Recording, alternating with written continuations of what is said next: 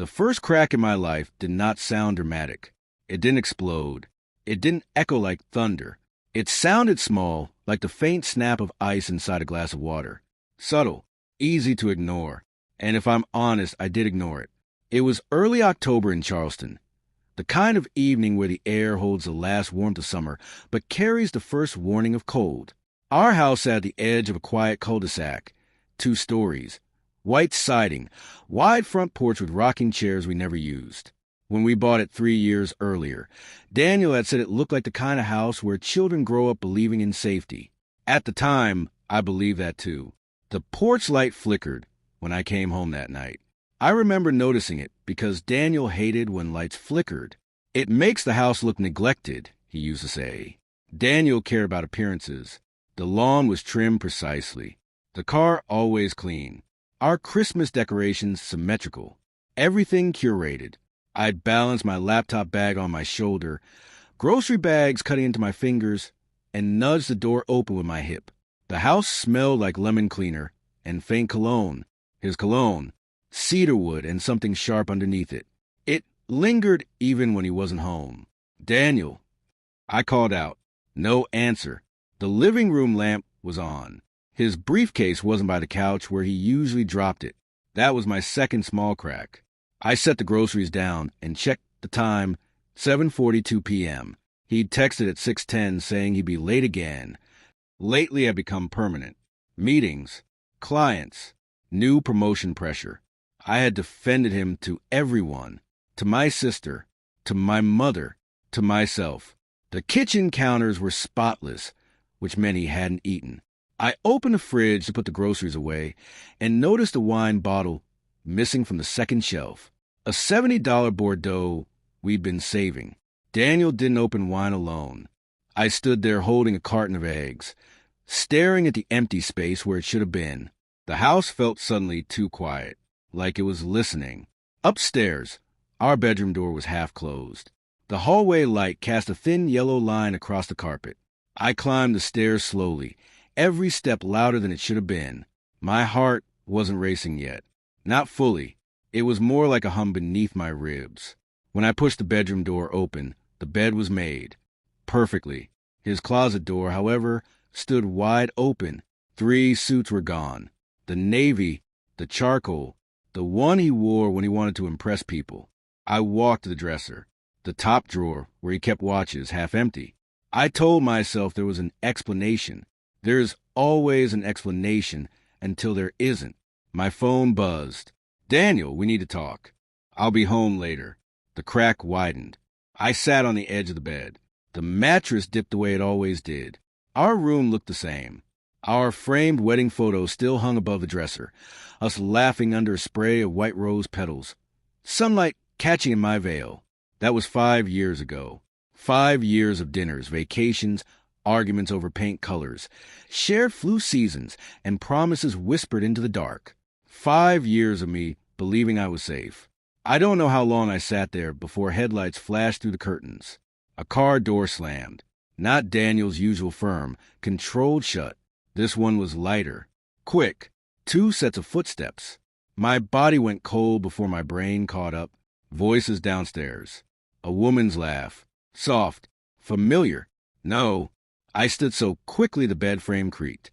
My pulse thundered now, not humming. Thundering. The front door closed. I heard Daniel's voice, low, gentle. A tone he hadn't used with me in months. They didn't know I was home. I moved toward the stairs in a daze. Each step felt underwater slow.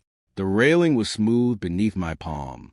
I remember noticing how steady my hand looked, how strange that was when everything inside me was collapsing. I saw them before they saw me. Daniel stood in the foyer, his hand at the small of her back. Clara, my best friend since college. The wine bottle dangled from Daniel's fingers. Clara's hair fell in loose waves over a cream sweater. She looked flushed, excited, nervous. Daniel leaned in and kissed her, not tentative, not confused, certain. The glass inside me shattered. The sound that left my mouth didn't feel human. They froze. Clara stepped back first, her face draining of color. "Lena," she began. Daniel's jaw tightened. His eyes met mine, and in them I saw something worse than guilt. Relief. He exhaled slowly, like he'd been holding his breath for months. "This isn't what it looks like," Clara said. It was exactly what it looked like. Daniel set the wine bottle down on the console table, the same table where we kept holiday cards from family. His movements were calm, deliberate. "Lena," he said carefully, "I was going to tell you tonight." "Going to." I laughed. It scraped my throat raw. "Tell me what? That you replaced me?" His expression hardened. "Don't make this dramatic." Dramatic. My ears rang. Clara stepped forward, tears gathering in her eyes. "It just happened. We didn't plan it." The oldest lie in history. I looked at her, really looked at her. This woman who held my hand at my wedding, who sat beside me when my father died, who borrowed my dresses and cried on my couch about men who never treated her right. She couldn't meet my eyes. "How long?" I asked. Daniel didn't hesitate. 6 months. The word hit like a punch. 6 months of late meetings. 6 months of distant touches. 6 months of me blaming myself for his silence. The house felt smaller now, the walls closer. "You were going to tell me tonight?" I repeated, "Yes. And bring her here first?" He ran a hand through his hair, impatient. I didn't want to sneak around anymore. Clara flinched at that. "So you thought you'd just move her in?" My voice sounded far away. Daniel's silence was confirmation. I stared at the staircase, at the family photos lining the wall, at the life I had believed was shared. "You packed?" I said quietly. "Yes." Something inside me shifted then. Not rage, not hysteria. Clarity. He had already left me long before tonight. Clara whispered, "Lena, I never meant to hurt you." I turned to her slowly. "But you did." She began crying openly now, mascara smudging. Daniel's hand returned to her back, protective of her. "I think you should go," I said. Daniel frowned. "Lena, this is my house too." "Not tonight." He hesitated. For a second, just a second, I saw doubt flicker. Then it vanished. "Fine," he said. "We'll come back tomorrow to discuss logistics." Logistics. Like our marriage was a canceled reservation. They left together. The door closed, and the silence that followed was so complete it felt violent. I stood in the center of the foyer for a long time. The lemon cleaner smelled now suffocating. The wine bottle still unopened on the table. I walked to it slowly and picked it up. The glass was cold. I carried it into the kitchen and set it down gently. Then I collapsed onto the floor. Not gracefully, not cinematic, just folded. The tile pressed hard against my cheek. I didn't sob. I didn't scream. I just lay there. After a while, I crawled to the cabinet beneath the sink and pulled out the metal lockbox. Daniel didn't know about it. Inside were copies of everything. Mortgage documents, bank statements, insurance policies, investment records. Because while Daniel curated appearances, I managed reality. And reality was this. The house was in my name. The mortgage approved through my inheritance from my father. The primary savings account? Mine. Daniel had insisted we keep separate accounts for simplicity. Simplicity. He earned more than me. He liked control. But the foundation of our life, the actual foundation, ran through me. He didn't know that yet. I sat at the kitchen table until midnight, flipping through paperwork. My tears had dried into something harder. 6 months. He thought I'd crumble. He thought I'd beg. He thought wrong. At 12:17 a.m., my phone buzzed. "Clara, please don't hate me." I stared at the message. Then I blocked her. At 12:19 a.m., Daniel texted, "Daniel, we'll talk at 10 a.m. Be reasonable. Be reasonable." The audacity almost made me smile. I stood up, walked upstairs, and removed our wedding photo from the wall. The glass frame slipped from my fingers and shattered across the hardwood floor. This time, the crack was loud, and I didn't ignore it. I stepped over broken pieces and began packing his remaining belongings into boxes, not angrily, methodically, each shirt folded, each shoe placed carefully. By 3 a.m., his side of the closet was empty. By 4 a.m., the guest room held 6 labeled boxes. By sunrise, The house looked cleaner than it had in years. Lighter. The porch light still flickered. I watched it from the window, coffee in hand. Daniel thought tonight was the end of something. He was right, but not in the way he imagined, because he had mistaken kindness for weakness. He had mistaken loyalty for dependency, and he had forgotten one crucial fact. When you burn down a house, you better make sure you're not standing on its foundation. He would be back at 10 a.m., and when he walked through that door again, he would finally understand what it feels like to be the one left outside.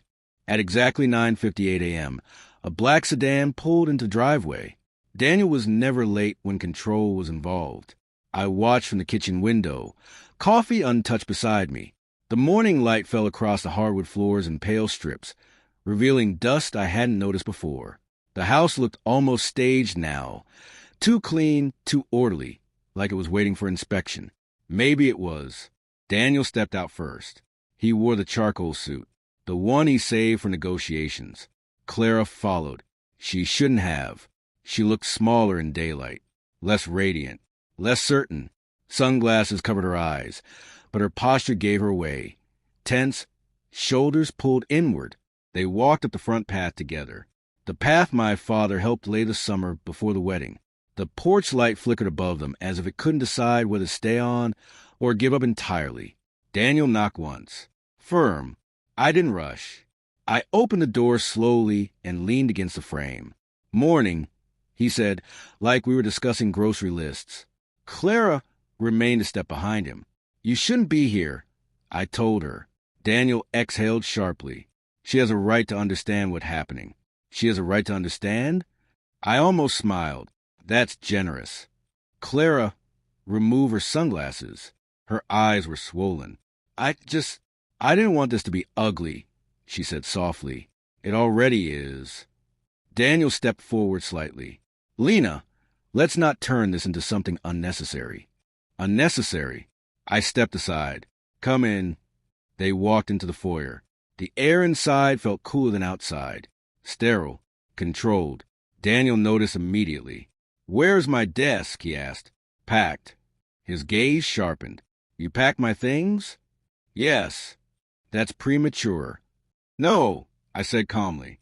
What's premature is bringing your affair partner into my house before you even file for divorce. Clara winced.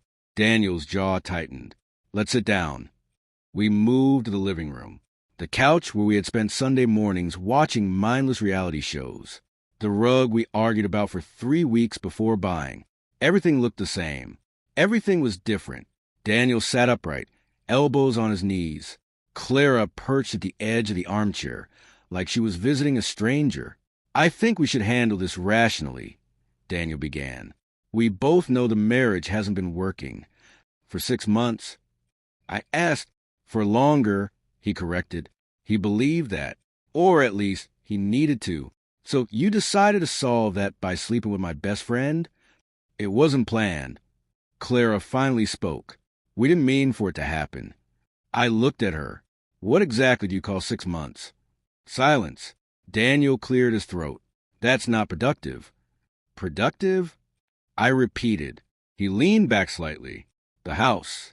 We need to discuss the house. There it was. Not apology. Not remorse. Asset division.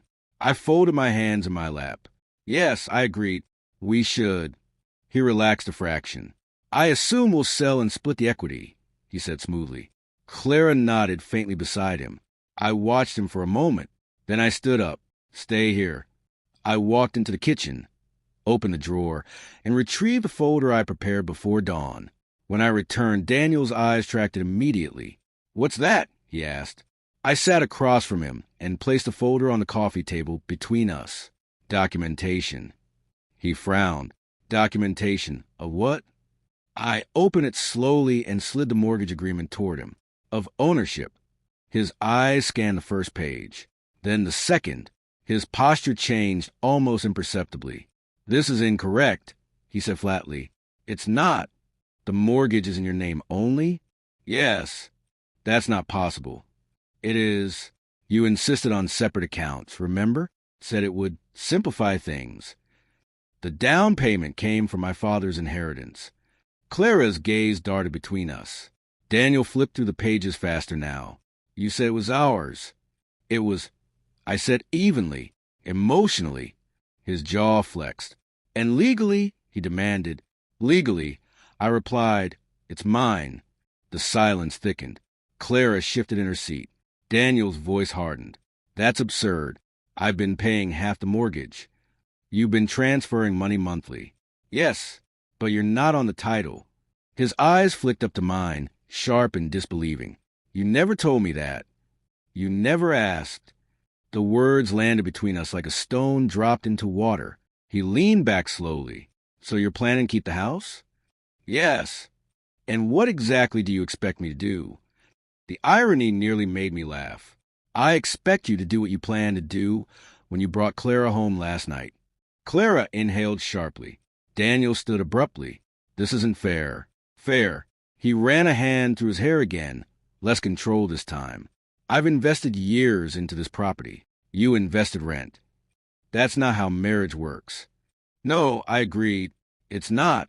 Clara finally found her voice. Daniel, maybe we should just... No, he cut in sharply. This is ridiculous. He turned back to me. You can't just erase me. I'm not erasing you.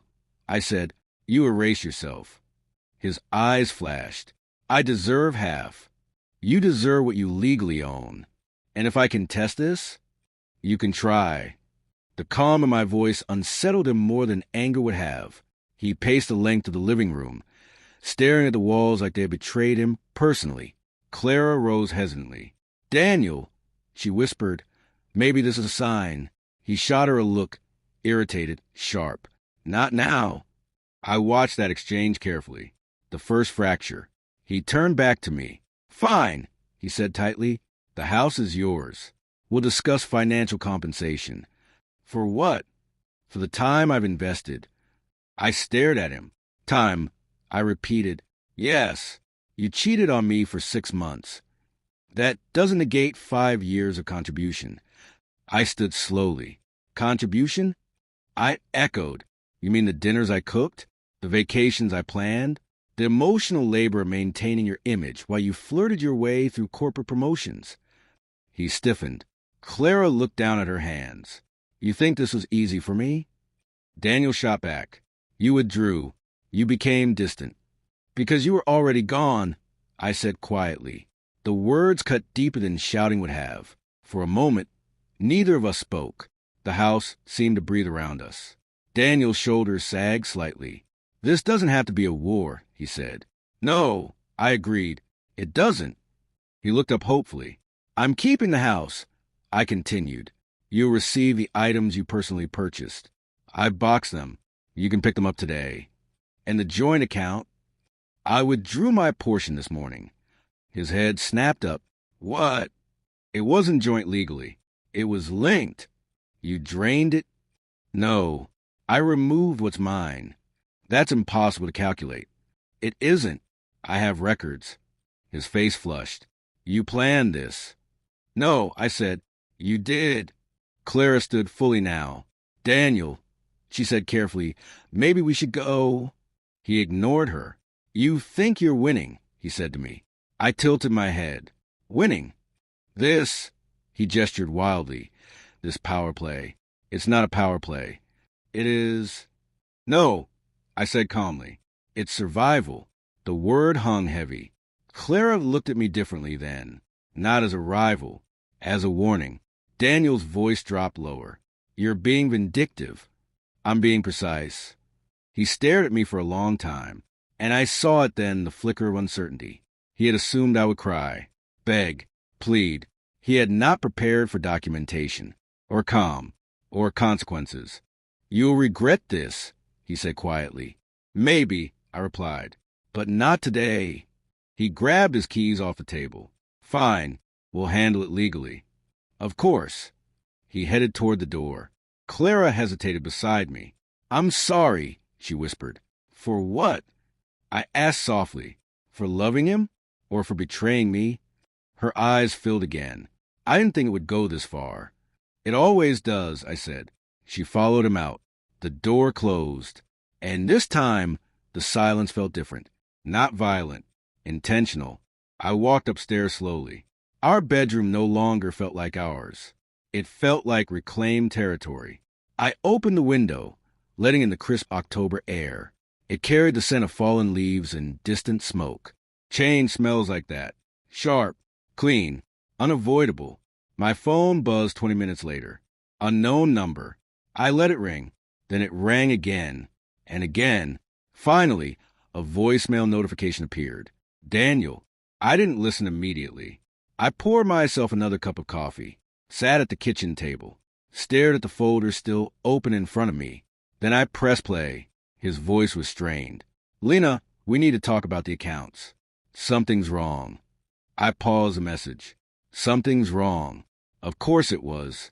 Because Daniel had built his life assuming safety, assuming fallback options, assuming I would cushion every mistake. He had forgotten something essential. Foundations matter. And he had just burned the only one he stood on. I stood up and walked the front door. The porch light had finally gone out. Not flickering, not uncertain, just dark. And for the first time since last night, I smiled. The morning after Daniel and Clara left, the house felt quieter than usual. Not peaceful, but anticipatory, like the calm before a storm you could almost hear approaching. I moved through rooms with deliberate steps, noting the way the sunlight hit the living room rug. The pattern looked almost like a fractured mosaic now, broken into sharp angles by the bright morning light. Every corner held a memory, and every memory felt tainted by betrayal. I made my way to the office. My laptop hummed to life, screen bright against the shadows of the room. Emails awaited, Daniel's colleagues, property managers, even an attorney's notice regarding a joint account I had already documented. The legal web he thought he controlled was already unraveling. Clara had called once, a tentative, hesitant voice leaving a message on my phone. Lena, I don't know what to do. I didn't know it would get this bad. Daniels, he's not the same man I thought I knew. I didn't call back. Her voice carried guilt, but also fear, and I had no intention of feeding either. I let it linger. Silence was a powerful tool. By mid-morning, Daniel's first real shock arrived. A corporate email, sent to his work account, but visible to me thanks to my careful monitoring, revealed a financial discrepancy he hadn't noticed. Investment numbers were off. His secretary had tried to cover it, and now the discrepancy demanded immediate attention. He called frantically. Lena, you have to come down to the office. Something's happening with the Henderson account, he said, voice tight. I stayed calm. I'm not your assistant anymore. Handle it. He groaned. I can't. You always fix these things. You always assumed I would. I said softly. Now you won't. The line went silent. By the afternoon, word reached me through back channels I'd set up weeks ago. Daniel's so-called perfect corporate image was cracking. A mismanaged investment had become public knowledge, and whispers in the office corridors were growing into rumors. Clara's loyalty faltered, too. She had started questioning the choices that led her here.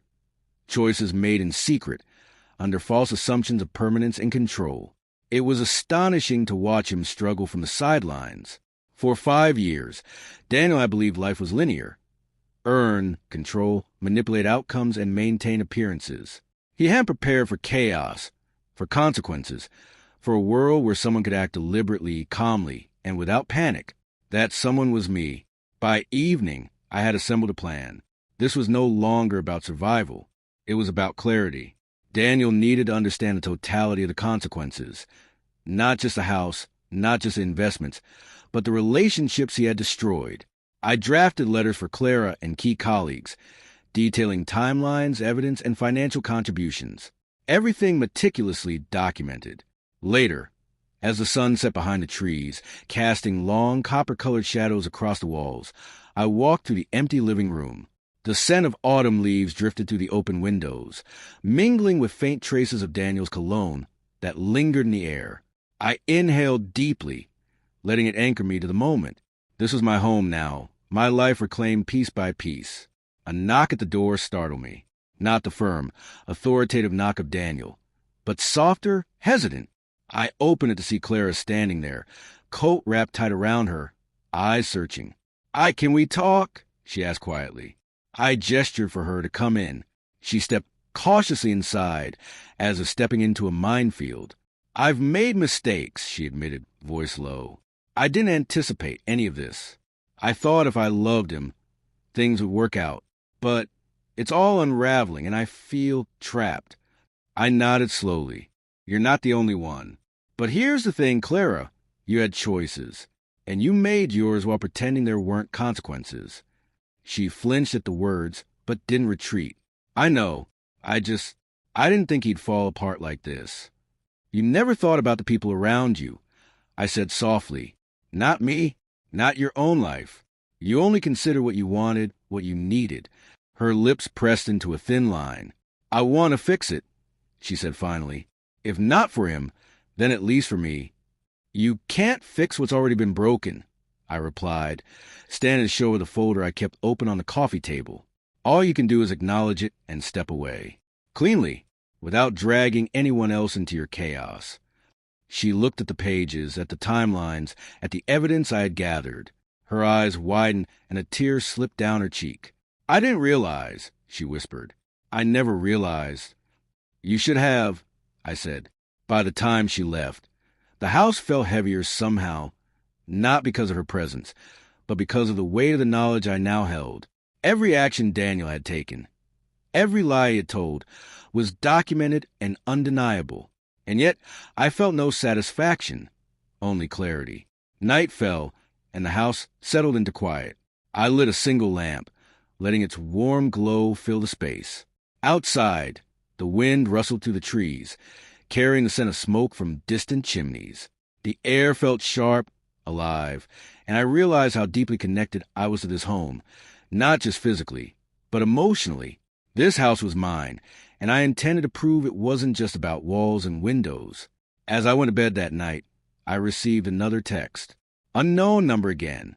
It read simply, "You've started something you can't stop. Be careful." I smiled in the dark. Yes, I had started it. And now, the game was fully in motion. The tide had turned. And Daniel had no idea how deep the current could pull him. The following week unfolded like a storm I could see forming on the horizon, but couldn't stop. The air felt electric in the apartment. The faint hum of the city beyond the walls a constant reminder that life continued for everyone else, while Daniel's carefully constructed world began to unravel. I moved to my daily routines with deliberate calm. Morning coffee brewed just right, emails answered with precision, bills organized and paid. But beneath that composure, a part of me hummed with anticipation. I knew the next moves would come, and I needed to be ready. It started subtly. Daniel's office call first. Not the usual polite inquiry, but a sharp, clipped tone. A colleague I hadn't expected to speak so candidly informed me that a meeting had turned chaotic. Tensions flaring as financial discrepancies became impossible to ignore. Daniel had tried to cover them up, blaming assistants, misfilings, and delayed reports, but the truth was staring everyone in the face. By midweek, whispers became office-wide rumors. I knew because Clara, hesitant but still loyal enough to text me anonymously, sent updates. He tried to blame the interns today. Everyone laughed in the meeting. HR's involved now. I didn't respond. It was one thing to let events unfold. It was another to interfere overtly. Daniel had to face the consequences fully. Meanwhile, outside the walls of the office, the personal consequences grew sharper. Daniel's calls increased, no longer just for business. He tried calling me, leaving frantic, pleading voicemails, each one revealing cracks in his composure. The calm, confident man I had known was gone, replaced by a voice that trembled with desperation. "You have to answer me," he begged one evening. "I can't." I ignored it. His world had narrowed to survival.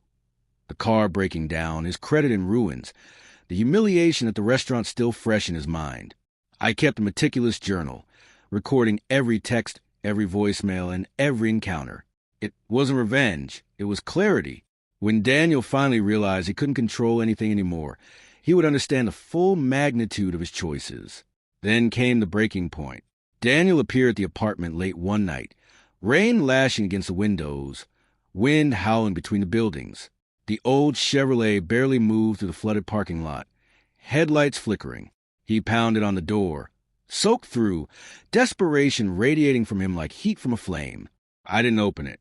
I stayed on the couch, blanket wrapped around me, lights dimmed, and listened as his pounding turned to muted shouts. He yelled my name, begged, pleaded, but it fell on a wall of quiet. I could see the shadows of him through the frosted glass, the outlines of a man unraveling. That night, I realized the power shift was complete. He no longer had the apartment, no longer had his car, no longer had control over anyone who mattered. He was entirely alone. Every step he had taken to dominate, manipulate, and humiliate me had collapsed into nothingness. By Friday, Clara's text stopped altogether. She had moved out of Daniel's orbit completely, presumably to reclaim her own life from the chaos. Daniel's business contacts reached a point of no return. Emails flagged by HR, internal audits escalating, and clients growing wary. His professional persona was disintegrating in real time. Meanwhile, I began restructuring my own life. With the apartment fully mine, I started reconfiguring spaces that had previously belonged to him. The office, the living room, even the kitchen. Each adjustment was a reclaiming of territory, a reinforcement of my independence. And through it, I felt a subtle satisfaction. Not from revenge, but from the certainty that I was building stability where he had only sown chaos. Late Saturday evening, a knock came at the door, soft, hesitant. I opened it to see Daniel, disheveled, exhausted, eyes wide with panic. He carried nothing but a small backpack, the wet rain soaking through his hoodie. I have nowhere else, he said, voice trembling. Please, just a place to sleep for the night. I'll leave by morning. I stepped back. No, I said simply. You've made your choices. You live with them. He stared at me, incredulous, disbelief mixed with desperation. Please, you don't understand. I understand perfectly, I interrupted. I understand that you humiliated me publicly, that you lied, that you chased after someone else while pretending to love me. I understand that you believed the world owed you a safety net, but it doesn't, not anymore. His shoulders slumped, a quiet acceptance settling over him for a brief moment before he turned away. Heading back to his failing Chevrolet, I watched as he struggled into the driver's seat, engine stuttering, and finally driving off into the darkness. The rain continued to fall, washing the streets clean, and for the first time in weeks, I felt a profound calm. My world, my home, my life was intact. He had no claim here anymore. Every door he tried to enter was locked. Every path he sought was blocked. As I sat on the couch, listening to the rain patter against the windows, I reflected on the enormity of the week. Daniel's empire, his perceived control, his manipulations, his influence, had crumbled, and I had witnessed it all without losing my own integrity, without bending to fear or outrage. The city outside seemed quieter, almost reverent, as if it knew a balance had been restored.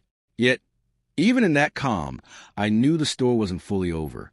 Daniel was resourceful in his desperation, and the next week promised to test not only my patience but my resolve. But for now, I let myself sit in victory, in ownership, in the quiet reclamation of life. The tide had turned decisively. And now, the only question was how far Daniel would go to try to reclaim what he had lost, and whether he would finally recognize that some doors once closed never open again. The week after Daniel's desperate appearance at the apartment passed in a blur of rain, long walks through the city streets, and a quiet, purposeful rebuilding of my life. Every morning, I woke to the sound of the street below, the faint rumble of early commuters, the occasional honk of a horn, the subtle murmur of the apartment complex settling into the day. The smell of wet asphalt after the rain clung to everything, a reminder of cleansing, of new beginnings. Daniel did not stop entirely. I saw the old Chevrolet a few times from my balcony, parked haphazardly in visitor spaces, engine ticking as if it, too, were exhausted from the weight of his life. But he no longer knocked on the door, no longer pleaded in my driveway. The messages slowed, from frantic to imploring to silent. It became clear that the world he had built around manipulation, entitlement, and performance had finally collapsed. One evening, I was reorganizing the living room, moving the last boxes of his belongings to a temporary storage space, when my phone buzzed. It was Clara. "He's in town again," her message read. I exhaled slowly. I had known this day might come, the final attempt at control, the last grasp at the life he had lost. I texted her back, Let him come. I'm ready. It was mid-afternoon when Daniel appeared again, this time with a new kind of desperation. Calmer, stripped of the arrogance and performative bravado that had marked his previous encounters. He stood on the sidewalk, soaking slightly from a drizzle, hands stuffed into his hoodie pockets, eyes darting toward the building as if measuring the distance between him and the life he no longer owned. I opened the door, not angry, not pleading, just steady. "You're here," I said simply. I need to talk," he replied, voice low. No shouting, no theatrics. Just raw, vulnerable words spilling out. "I know I hurt you. I know I destroyed everything between us." I cut him off. "You destroyed everything between you and me. Not me. You chose humiliation over honesty. You chose someone else over integrity. You chose performance over reality. You can't fix that." He swallowed, a lump in his throat. "I know, and I don't expect forgiveness. I just need closure. I need you to know I understand now. I was wrong. Every bit of it." I studied him.